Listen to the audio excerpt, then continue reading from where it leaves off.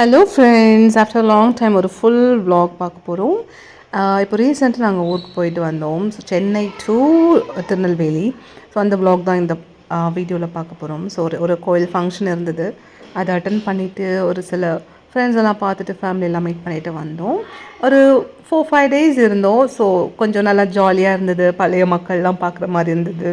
அங்கே சில பல தோட்ட வேலையெல்லாம் இருந்தது. ஸோ எல்லாமே கம்ப்ளீட் பண்ணிவிட்டு வந்தோம். ஸோ வாங்க வீடியோக்குள்ளே போகலாம். அங்க பாரு அங்க பாரு அங்க பாரு.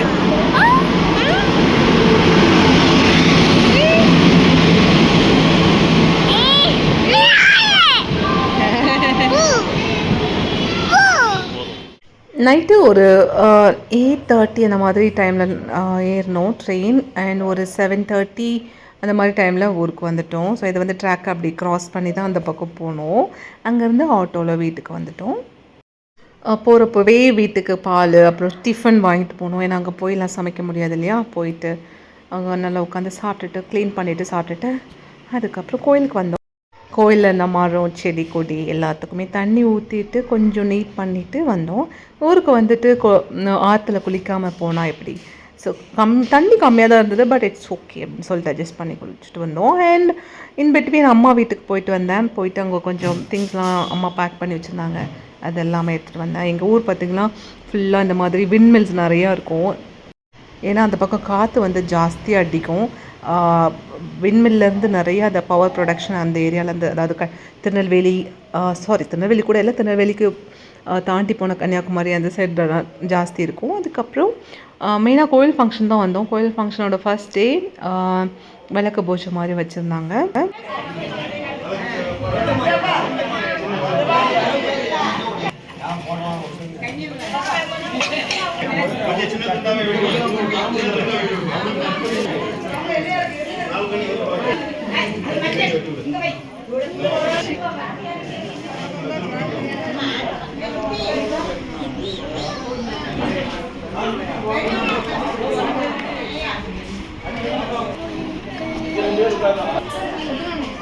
ஐயோ வேணாம்.